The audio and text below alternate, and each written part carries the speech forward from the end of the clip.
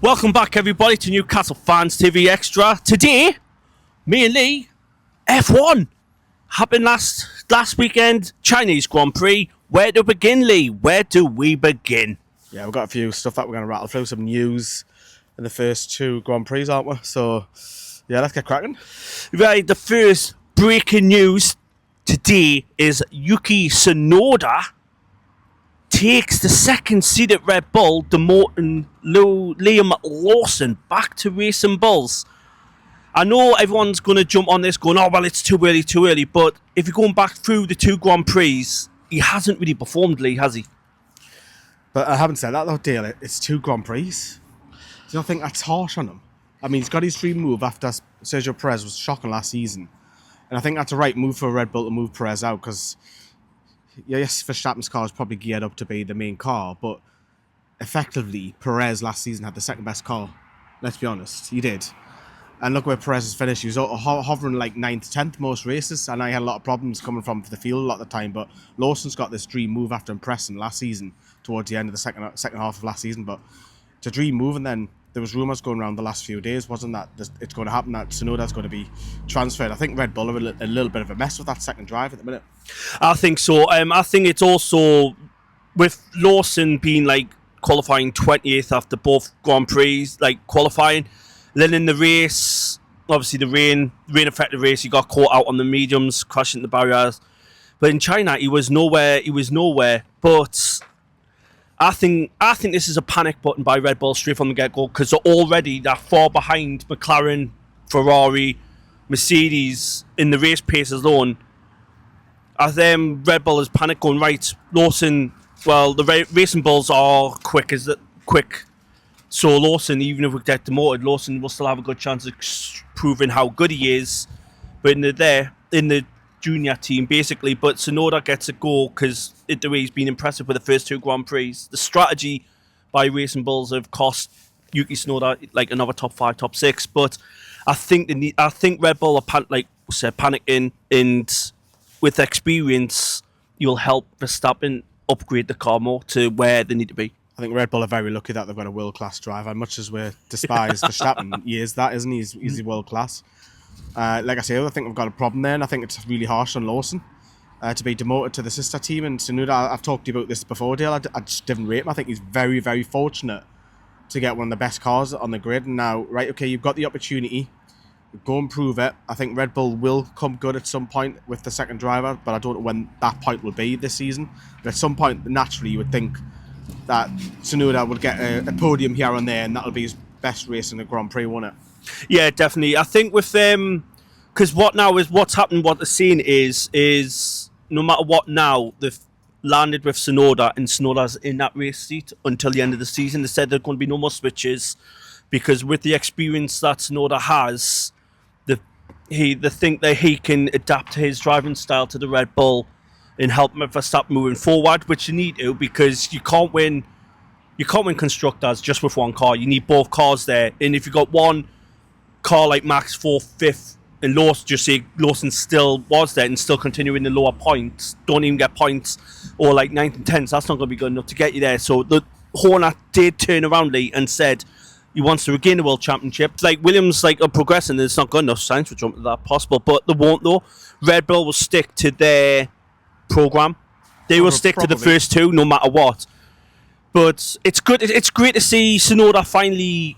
He's got no excuse now. He's in a top team, so he's got no excuse if he underperforms. He's in the Big Four, isn't he? So he hasn't really got an excuse. So you now need to start delivering points, because not just for him. I think this is a great opportunity for him to have a fast car and start making a name for himself. Because I didn't rate the kid. I think he's too error prone. There's always something happening. He's quite well, they've both got two bad-tempered drivers now on the radio. So watch the space. We'll have to wait and see. Yeah. Now swiftly moving on to Ferrari. Unfortunately, they did have a double DQ. I would say it's very, very, very, very unlucky for Lewis. What was it? Well, there were two different ones because it was Gasly and Leclerc's. Theirs was different, wasn't it? Wasn't it like just the weight of the car? That's what it was. It was like 0.1. It was like, Jesus, how close do you want to get?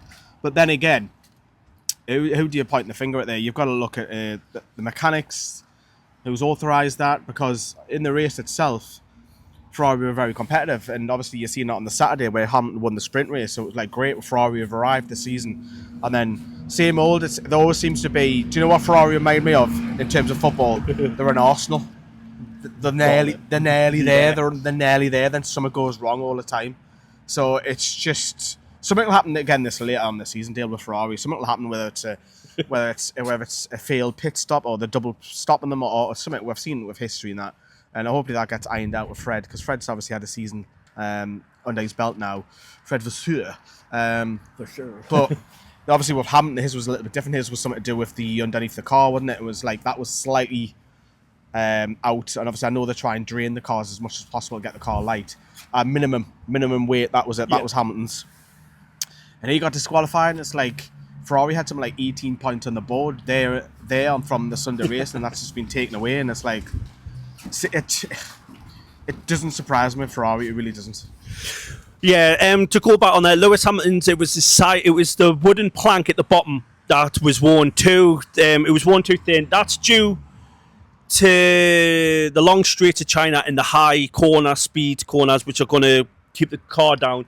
Charles Leclerc, if they went to a 2-stop rather than the 1-stop, it would have been fine. I think they would have got away with it. I think, look, people are probably not massive into Formula 1. What does that mean? And in a nutshell, it makes your car faster. It makes your car faster. Like, if you're underweight, it gives like a slight advantage down the straight. In the corners, high speeds, you're carrying more downforce down. But having said that, if you look at who finished beneath the Ferraris, weren't they like 24 seconds or something behind? So really, would it really affect it if Ferrari played by ear? Probably not. No, but... Rules are rules. But they were battling because it was basically battling the podium, because Leclerc was battling Russell and Verstappen both closing in. So Ferrari, to be on the safe side, they knew exactly what was happening. They had both cars on a 2-stop, and they noticed Lewis wasn't catching Verstappen as quick as what they projected that Hamilton could have done. So then saying, "Oh well, we'll keep Charles there," and unfortunately, they took that gamble and it didn't pay off. Look, you know, I find well. Obviously, I've sporting the Ferrari hat and whatever, but not been a great start. I think if you look at the first 2 Grand Prix, yes, the shining light is Hamilton with the sprint race, but overall, if you judging from the radio, the messages between Hamilton and his race engineer, and obviously he's brand new, he's had the same race engineer for years upon years prior, and it's getting used to. Obviously, it's Italian, and he's obviously Hamilton is trying to learn the language, but obviously they communicate in English. Even Leclerc once or twice said, "Yes, you've already told me. You've already told Yeah. me." And I think it's just I think Ferrari are just trying to be thorough on the radio, whereas Hamilton's like, "This is too much, too much." But what Fred Vasseur is not happy about is with the way it's been produced. That it looked like there's tension between the two, and there isn't. It's a new relationship. So whatever kind of relationship you're in, whether it's a working relationship, a new partner, a new colleague, whatever it is, you're getting to know them.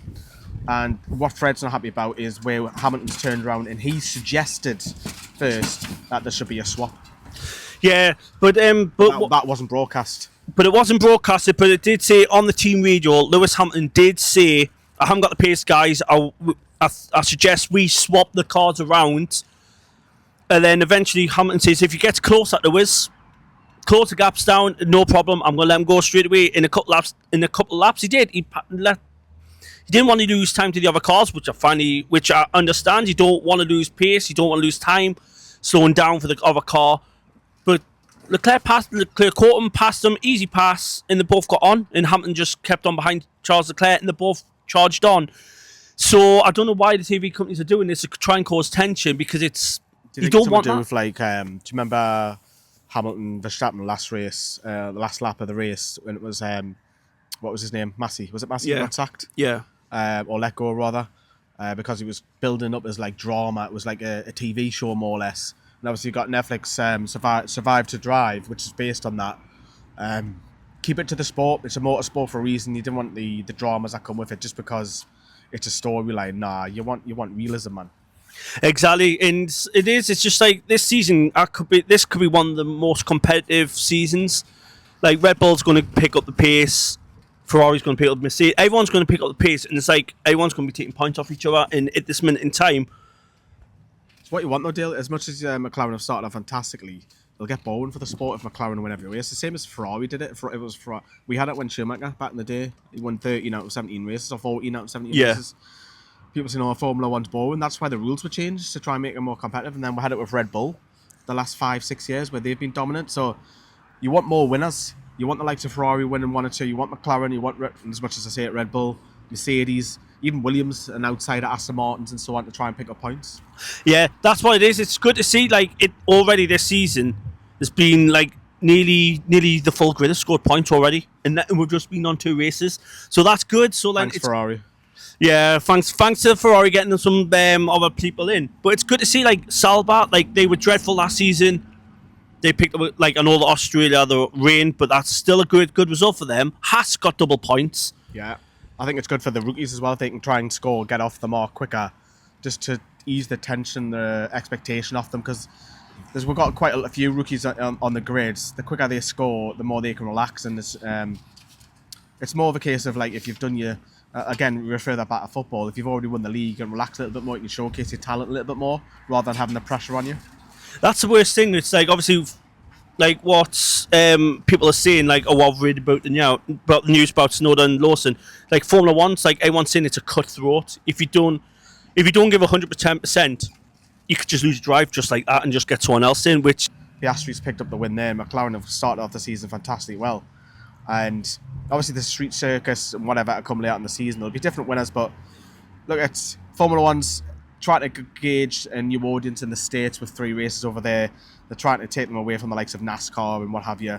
But for me, I like to keep it a sport, keep the drama out. I mean, even last year we had with Christian Horner with what was it?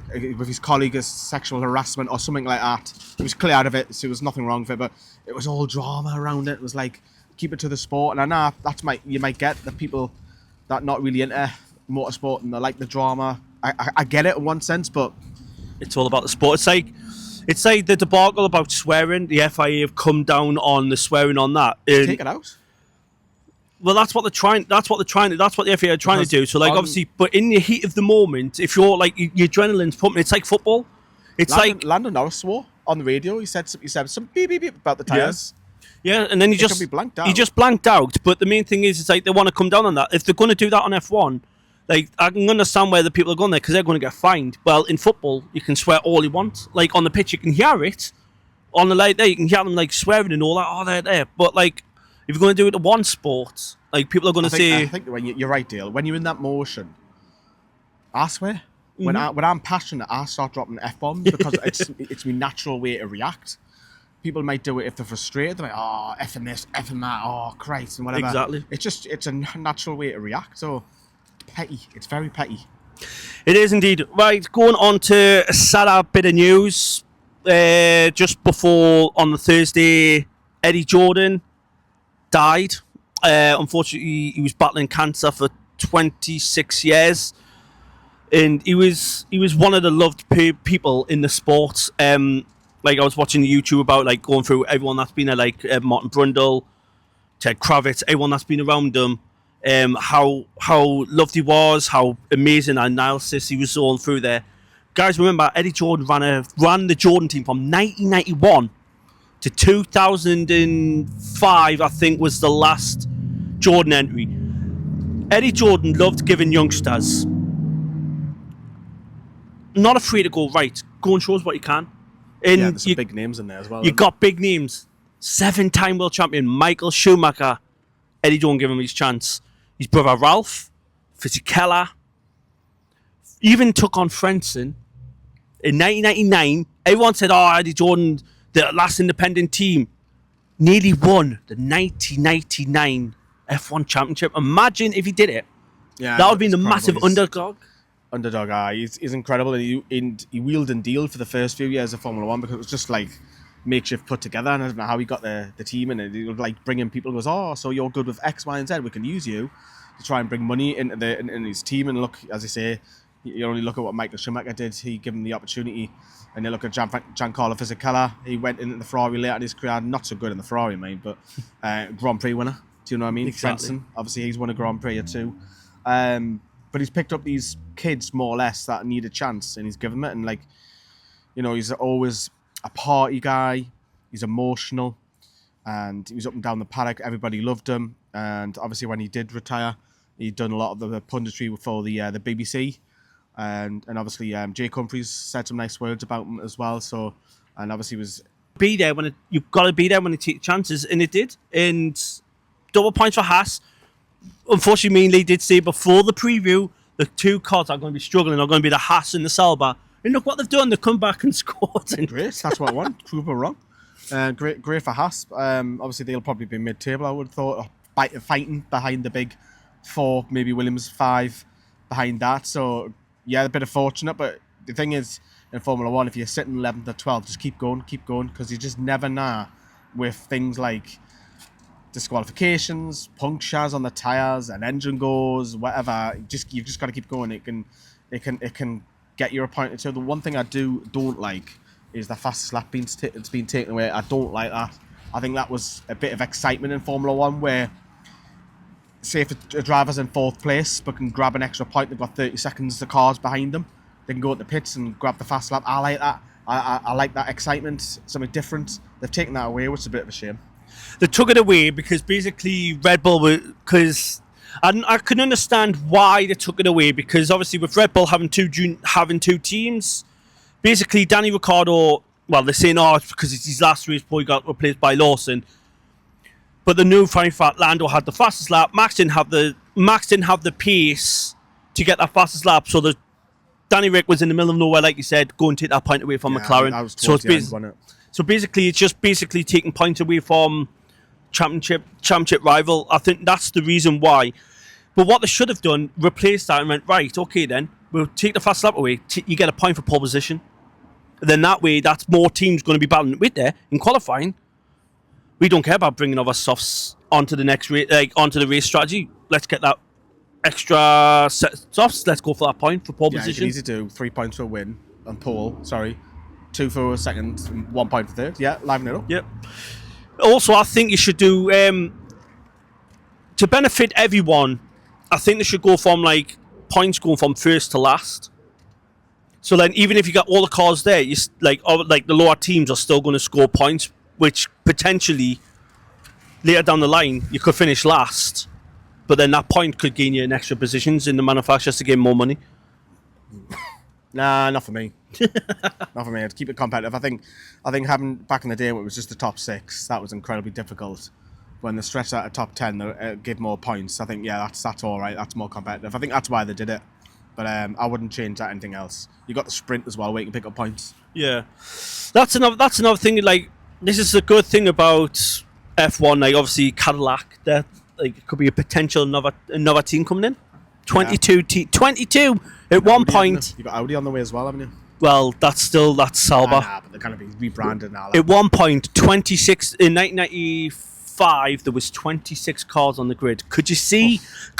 Imagine that Monaco.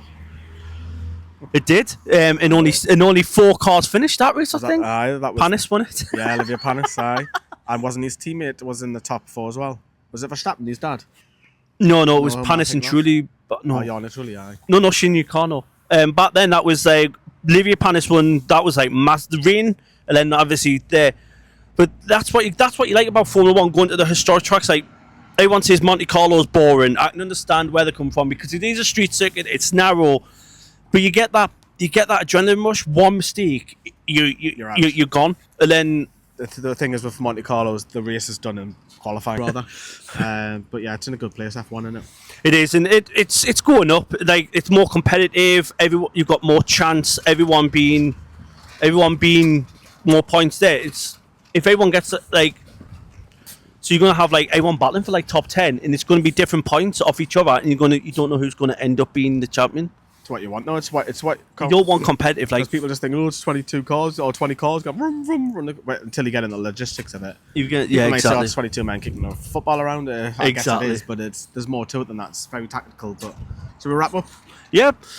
Right, guys, that was the next, next Grand Prix next Sunday at the Japanese Grand Prix. Hope you like this presentation from us. First time present. Let me know how you did. Don't forget, guys, like and subscribe. We'll see you in the next one.